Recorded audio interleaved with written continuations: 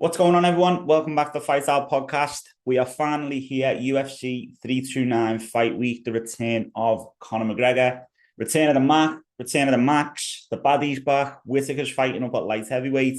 Got an absolute banger of a card. Going to go through it today from start to finish, give the predictions, give you actually a nice little six-fold that I'm going to back personally, and it leaves the main event out of it so we can all just sit there and enjoy that. But obviously, if you've got a particular pick that you want for that fight, bang it on it, because the odds on this are actually quite nice. The reason why I'm doing it is my head says Max, my heart says Conor. So I want to kind of avoid that. Maybe if I get a little win up, I'm going to do an early prelim accumulator, a prelim accumulator, and then just a six-fold across the full card. So if I get a little win up before it, I'll probably do a couple of singles on, round finishes or the way the fight will go and stuff like that. But without further ado, let's get into it. And by the end, we'll be talking about, obviously, the fights that everyone wants to see. But we're going to start off at we're going to start off at the start of the card in the early prelims. First fight, Cody Durden versus Costa. Now, Costa gets a high percentage of his wins by finish. Obviously, Cody Durden has the greater experience and the greater experience in the UFC, more fights in the UFC. But Costa, for me, is on a nice run. They both got a win over Matt Schnell, which, 1 + 1 doesn't equal 2 in MMA, but you go which one beat him best, if you will. But I feel like at this level in flyweight, there's a few fighters kind of around that level.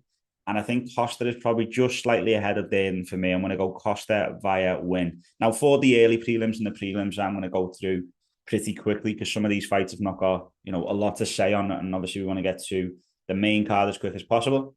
Next fight on the card is Ryan Gandra against Zach Reese. Now, both of these have came through the Contender Series. Zach Reese actually has the majority of his fights in the UFC, and he's 10-3. So his record is actually pretty impressive because, like I said, most of it is actually in the UFC against higher level opposition. This is only Gandra's second fight inside of the UFC. He's looked good from what I've seen in the UFC and Contender Series. I'm not going to lie, I didn't see him before that, but he's got 2 round 1 finishes. I went back and rewatch them as well on Fight Pass. And he looks like an interesting contender. I'm going to go Ryan Gandra to get the win done here. And this accumulator is going to be on its own for the early prelims. So it's Costa and Gandra so far. Now, next one, we've got Basharat versus Garza. It's Garza's UFC debut, and he's fighting a 15-0 Basharat. I mean, it's harsh. It's very, very harsh. I think Basharat gets it done. Not against Garza, but I like Basharat anyway. And yeah, he's 15-0. That's a tough ask coming into the UFC for your first fight. Now, the next one's an interesting one. Panas against Cesar Almeida. They both, again, come off the Contender Series. And Almeida's actually spent the majority of his career inside the UFC. So he's got a 7-2 record, but it's actually pretty impressive because he was 3-0, I think, by the time he went on to the Contender Series. So then the rest of that has been against high-level opposition. So again, majority of his professional MMA fighting career has been done in the UFC. Panas looked good in his Contender Series fight and also his first fight in the UFC. 2 round 1 finishes that were, pretty much the same, to be honest. I'm just swaying towards Panas, but this could be the one that flips because Cesar Almeida is actually the underdog as well. So tasty odds-wise. But I'm going Panas personally, which means we're currently on a treble of Panas, Basharat, and Gandra. We're on a 4-fold because we've got Costa on there as well. Now, next fight on the card is Tracy Cortez versus Kong Wang. Kong Wang's 4-1 in the UFC, 3 decisions on the run, on a good win streak. Tracy Cortez has obviously fought the higher level opposition. She lost her most recent fight against Erin Blanchfield. It's a close fight for me, and I'm not really excited for it. I think this is a little bit of a coupon buster. I'm debating avoiding it. They're both the exact same odds. Cortez is Wang's biggest test so far, but I'm just swaying towards Wang, to be honest, just because of the back-to-back wins. Tracy Cortez is on kind of like a win one, lose one sort of run, if you will. I know it's against higher level opposition, but for me, Tracy Cortez isn't exactly world championship, top of the food chain level. So I'm just swaying towards Wang, but could be avoided, to be honest. Now, the next fight on the card, I'm very excited for obvious reasons. Luke Riley against Kai Kamaka. I remember Kai Kamaka fighting Brendan Loughnane in the PFL, and I was watching it on a YouTube stream, as mad as that sounds. I was in my girlfriend's house at the time. I remember lost by a split decision. Now, total transparency, I've never watched that fight back, but I can remember watching on the screen that big and thinking it was pretty close. Like I said, he lost via split decision to Brendan Loughnane, which is not anything to be ashamed of. Brendan Loughnane, high-level fighter, obviously went on to win the tournament in the PFL as well. In my opinion, though, Luke Riley has all the tools to be a very, very good contender, if not champion, in this division. I think with the way it's going to move, and Volk's going to move on, Diego Lopez has moved up. You've got Yair Rodriguez in there. I think it's coming out. It's the perfect time for a new contender to come through, and I think Luke Riley is that contender. I'm going to go Luke Riley to get this done. Wouldn't surprise me if he got the finish, because last time when he got his decision, he wasn't happy at all, and I'd like to think he's coming into this with a kind of, not a point to prove because he's still unbeaten, but he wants to get that finish. He wants the bonuses. He's probably still on not the best contract, so a bonus for him here. It's big money. I'm going to go Luke Riley, potentially by finish. Next fight on the card is Cody Garbrandt against Adrian Yanez. I'm going Adrian Yanez. I'm not going to talk about it much. It hurts to see the way that Cody is now for me. He was holding on for life in the Long Zhao fight. Obviously, look, he got kicked in the bollocks twice. Any man will know that is a terrible, terrible feeling. But he knew he'd won, and he was just hanging on and stuff like that. If this fight come before that Long Yao fight, I probably would have swayed towards Cody, to be honest, because I think it actually is quite winnable. Adrian Yanez isn't, it's not like he's untouchable or anything like that. But I think that Long Zhao fight just kind of really put the nail in the coffin of Cody for me. I know I'm late to the party on that one, but I did have a soft spot for him after the Dominic Cruz performance and stuff. I just think now the game's passed him by, and it's sad to see. I'm going Adrian Yanez to get the job done. Next one is Gable Stevenson against Alicia Ellison. Never trust a man with a girl's name. Something that my dad always told me. I'm going Gable Stevenson, going off the hype. Obviously, look, he's looked good. There's no two ways about that. But he's been fighting who knows God what, God knows what. He's coming now into the UFC, the creme de la creme, and he's got to have a big performance here, in my opinion. I know that sounds bizarre. First fight in the UFC, he's 3-0, but I think he's got to come in and really set the marker here, because he could actually be fast-tracked to a title shot if he gets a couple of big wins back-to-back. Next fight on the card is one that I am very, very excited for. Robert Whittaker, the Reaper, making his light heavyweight debut against Nikita Krylov. It's a very interesting move. I don't think that Rob Whittaker is a particularly big middleweight or will be big at light heavyweight at all. If anything, he might be a little bit small. But I think the level of skill that Robert Whittaker possesses is high for light heavyweight. It was high for middleweight anyway. As you move up the weights, obviously the divisions do get a little bit slower. The skill level isn't quite as high because it doesn't necessarily have to be. I think Nikita Krylov is a big, big litmus test for him. MMA math doesn't always work, or very rarely works, but the people that Krylov has lost to at light heavyweight, I think Robert Whittaker beats. And I actually really like Nikita Krylov as well. He's got a lot of fights, he's got a lot of experience, he's crafty, he's big. But I think Robert Whittaker gets the job done. I think the Reaper gets back in the win column. Big move up to light heavyweight, and he's going to put a stint in him, do a title run, and then that's probably him, to be fair. I feel like Robert Whittaker's in a kind of similar position to Justin Gaethje after at the Max fight. I know Justin Gaethje didn't move up, but Justin Gaethje was kind of at a point where it was like, right, I've got one more run. I need to make the right decisions. I need to have the right fights. I need to get a few wins. And I think that's why Whittaker's done it.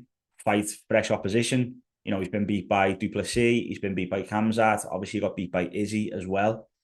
He's fought kind of the who's who at middleweight, and he's lost to them after holding the belt. So, yeah, interesting move. I think Rob gets the job done. And I think that's going to be an absolute banger, to be honest. Speaking of bangers, Bobby Green against Terence McKinney. It's a very win one, lose one matchup for both of them. They always seem to do it. But Bobby Green is actually on a 3-fight win streak, which is very interesting. I'm really torn on this. I do think it's a little bit of a coupon buster, because Terence McKinney is the favourite. Bobby Green is a 5-4 underdog, I think it was last time I looked. And there's definitely good value in Bobby Green, because this can go either way. I'm really, really torn. I'm just swaying towards Terence McKinney. I think he's probably got a little bit more than Bobby Green. I feel like Terence McKinney could finish the fight more or less at any point. And I think Bobby Green is very easily hit and finishable. So I'm just going Terence McKinney. Now, this next fight for me is a big one in terms of seeing, levels and stuff like that. Brandon Royval against Lona Kavanagh. Kavanagh's win over Moreno was very impressive, and I really like Kavanagh. I'm very, high on him. I think he's got all the tools again to be top contender championship level. But Royval cannot be counted out, man. And the odds are way off. Royval's a big underdog in comparison to Kavanagh. Kavanagh's a 1-2 favourite. The odds almost make me second guess it. I am going Kavanagh, but I just don't think the odds are as wide as the bookies in the UK anyway. I've got it basically. Tricky matchup, very, very tricky matchup. It wouldn't surprise me if Brandon Royval was a little bit crafty with this fight. But like I said, I'm going alone at Kavanagh, and I think he's gonna get it done. He's gonna get nice into the win streak, and he's gonna start making it a run for the title. So very annoyingly, the video actually cut off here, and I've just had to redo the Corey Sandhagen against Batista second. Not quite sure what happened, but apologies for the change in background. So Sandhagen Batista is a very interesting rematch. Obviously, the first time Sandhagen was victorious, but looking at the fight now, I like Batista at a 5-4 underdog, and it kind of comes down for me recently how they both fought Umar. Batista definitely had more success when it comes to the Umar fight than Sandhagen had, in my opinion. Being above evens is a nice kind of underdog to add into the bet as well. But even regardless of that, I think Batista has come on leaps and bounds since that Corey Sandhagen fight. I think Corey kind of wins a few fights, a high-level opposition, kind of gets beat, gets a little win, comes back up. I feel like Batista's been a lot more consistent since their last fight. Interesting style. Obviously, it was a armbar, I believe, last time. And I just can't see Corey finishing Batista this time. And I can kind of see Batista putting a little bit of a pace on him and doing a bit of damage. So I'm going Batista, a 5-4, add that in, and now we go back to the original video. Now, co-main event, obviously one for me personally, very, very excited for it. Huge fight for Paddy. He's a little bit like Conor McGregor, where every fight kind of becomes the biggest of his career. And okay, Justin Gaethje for the interim title is a bigger name than BSD, but he's fighting to a co-main of a Conor McGregor card in International Fight Week. And when I say the fight becomes the biggest of his life, I'm not quite sure where Paddy goes if he gets beat here. Paddy, he's been hyped along and backed up the hype by beating everyone along the way. Then he's fought Justin Gaethje, obviously the biggest test of his career, in a fight that it flipped the switch. At that point, everybody thought that Paddy should have won that fight. Before the fight I'm talking, everyone was going into it saying, yeah, Justin's probably on the slide. Paddy should get this done. Then Justin goes and does what he does. Justin's performance over Ilia Topuria makes the Paddy versus Justin fight mature very well, in my opinion. Because at the time, there was a little bit of a sour taste where everyone's saying it was a bit of a gimme for Paddy. He didn't get it done and stuff like that. And I think if Paddy loses to BSD, I'm not quite sure where he goes in terms of the title picture. My gut feeling with Paddy, and I may be wrong on this, but I've never thought he's going to stick around for a long time in the UFC. I've always kind of thought he's going to have a title run. He's going to get to the belt. He's going to have the title fight, maybe a few kind of, money fights, if you will, and then he's going to sail off. I've never had him in my head as someone that's like, he's going to fight forever. He's going to keep doing it. Might be wrong on that. And I think if he gets beat by BSD, he's kind of in a position where does he go? He's got to probably get 3-4 fights under his belt before he gets back to a title. If he beats BSD now, he's probably one away from a title shot again. And, if he fights Ilia Topuria, for example, big ifs, if he gets the job done there, the Paddy versus Justin fight for the rematch is huge. Absolutely huge. I think Paddy can very much win this fight and even get a finish, though. Paddy to win via sub is 6-1. That's incredible odds for me for someone as slick as Paddy on the ground. And I'm not discrediting BSD. BSD is an absolute monster. He's on a really good run since he lost to Moicano. He beat Mauricio Ruffi, he beat Beneil Dariush, and he beat Dan Hooker most recently. They're three big names. Paddy likes to play the card that Dan Hooker's shite, but he's not. Dan Hooker's a good fighter. He's a dog. He's hard to put away. He's hard to fight. And beating those three back-to-back is very impressive. Now, Renato Moicano did have some success against BSD with taking him down, which obviously, Paddy's not necessarily an elite wrestler, but he took down Michael Chandler. I think he took down Tony Ferguson as well, did he? I can't remember now. But when he gets you to the ground, he is a problem. He's like a knife through butter when it comes to submitting people. So if Paddy can get this fight down, I think BSD is in big trouble. And it's 6-1 for a submission.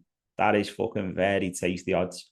Now, Paddy didn't even try and grapple with Gaethje or take him down, really. So Paddy needs to stick to a game plan here. The Michael Chandler fight for me was one that epitomised kind of Paddy's gym and preparation, because he even said, like, we fight simulated it over and over again, and the fight went exactly like that. Seen the corner cam get released recently, and Ellis is in the corner saying, like, you know, throw the knee, throw the right hand, get the takedown. Paddy's literally just following it, goes through, gets it done, absolutely beat the brakes off Michael Chandler by following the game plan. And then now, I think he's got to really follow a game plan with BSD, because BSD is dangerous. BSD's got power in his hands, and he can kind of grapple as well, but he can grapple enough just to get himself into trouble with someone like Paddy, in my opinion. You know, we've seen him buzz Dustin Poirier though as well. Dustin Poirier's got a good chin. Paddy's obviously got a good chin. You know, he took the big shots from Gaethje. I think Paddy gets this done. Paddy to win is above evens anyway, so it's nice odds just to win. I'm probably going to do a separate bet with Paddy via sub at 6-1 with a few other things on, because them odds are just mad for me for someone as good as Paddy. But I'm going to Paddy. Get back in the win column, lad. Get yourself one fight away from a title shot, potentially even a Conor McGregor fight. Who knows? I'll make a separate video on that. But yeah, I'm going Paddy via win. Now, we are at the main event, the one we're all waiting for. I seen all the England fans moaning last night about having to stay up till 1 o'clock for the fight, for the game to start, and it was delayed till 2. And I was thinking, mate, you've got fucking no idea. I stay up till 5, 6 in the morning every single week to see these main events. Fucking grow up here, you know what I mean? But yeah, the one we're all waiting for, Conor McGregor versus Max Holloway. Now, I'm leaving this off the accumulator. I might, like I said, if I get some wins up on my accumulators on the way through, I might do a couple of singles, you know, go with me heart and pick Conor to knock him out in round 2 or something. I mean, I'm saying that I don't even want to see Max Holloway get knocked out, but just thinking about it actually logically as I have the rest of the card, I just want to enjoy this fight. You know, I just want to watch it. McGregor's back, the hype's there, he's fighting Max. I can't see either one of them grappling. I think it's going to be a bit of a barn burner for a few rounds, to be honest. I really do. I think McGregor's got a bit between his teeth. I think he knows he's got a bit to prove. Holloway is obviously Max Holloway. If you stand up and fight with him and bang, it's an incredible fight. Go back and watch the Ilia Topuria fight. Before he gets finished, Max is really coming into that fight and slip boxing, beating Ilia almost at his own game at times, really hitting Ilia, starting to come into it. And then, you know, Ilia had the touch of death. And, you know, that's all she wrote. The rest is history. The fight being at 170 does make it interesting. You know, Max Holloway can absolutely put a pace on Conor McGregor that Conor McGregor will not be able to handle. And I can see a world in where this fight isn't even competitive, to tell you the truth. Max just absolutely steamrolls him. However, the size of Conor, Max is, you know, tall and long. Conor looks big, man. Conor looks really big. And when he fought Cerrone, I actually thought McGregor was in better shape for the Cerrone fight for what he looks like for this Max Holloway fight. In terms of just like aesthetically and stuff, I feel like that McGregor that fought Cerrone was really, really dialed in.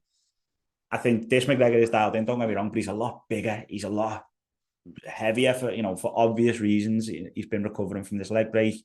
He's been taking a few things that are not legal inside of the UFC, so he has put on size. How does that affect your gas tank is the obvious question. But also, how will that affect his power? Because Conor was powerful anyway, and precise, and Max is hittable. We've seen Max get dropped in his last few fights. We've now seen Max get knocked out by Ilia Topuria, who obviously look as a phenom, pound for pound number one. I'm not comparing Conor and Ilia at this stages in the career. But like I said, I don't think anyone's grappling, so this is going to be a striking match. And Conor can snipe anyone, absolutely anyone. I can see by the way that they're both talking, saying, look, I've got to win this in good fashion. You know, and a win is not enough. Both Max and Conor have said that. And I think this is probably a barn burner for a round or two. And then it kind of depends on McGregor's cardio, how long it goes. But I think Max is probably going to finish Conor McGregor in round 3, round 4, something like that. Ground and pound, most likely. But never, ever count out Conor McGregor, even at this stage. He's still got, you know, the precision. He's definitely got power. He's got the size. And he is coming back definitely with a point to prove. If he's got an ounce of what he used to be still inside him, then this fight could be very interesting. You know, people slag off the Poirier fights. That second Poirier fight in Abu Dhabi was probably boxing-wise the best McGregor that we've seen in the UFC. It win a mixed martial arts McGregor, don't get me wrong, obviously that's very well documented, but the boxing, the slickness of it was very, very impressive. And when you have the context of he was training to fight Manny Pacquiao in a boxing match, it all of a sudden makes a lot more sense why that fight looked kind of the way it did. Now, Poirier's a crafty man. You know, Poirier is a mixed martial artist.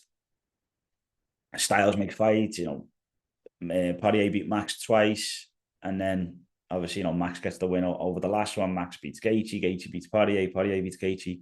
It's all interesting, but I think it just sets us up for a very, very good main event fight. The return of Conor McGregor, anyway, is always having hype, and I cannot wait for it. So let me know if you agree down below. If the guy who was arguing with me over Tom Aspinall watches this video, I appreciate you watching. As always, let me know down below if we're going to have a little argument down there. I'm sure you disagree with me. I'm sure you're going to give me some hate down there and say McGregor's finished and this and that. I'm not going to, you know, I'm not going to die on that hill. But yeah, let me know down below if you agree. Appreciate everyone who watches. If you're liking this stuff, please like, comment, subscribe. I'll be having some more videos coming very soon, and I'll see you in the next one.